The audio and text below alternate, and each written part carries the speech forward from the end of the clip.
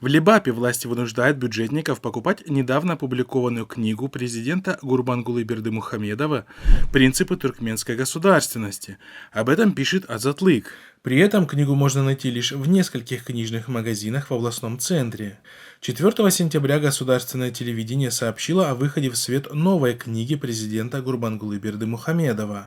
Невыполнение требования расценивается наравне с государственной изменой. Официальная стоимость книги пока неизвестна. По некоторым данным, стоимость книги составляет около 60 манат, $17 по госкурсу.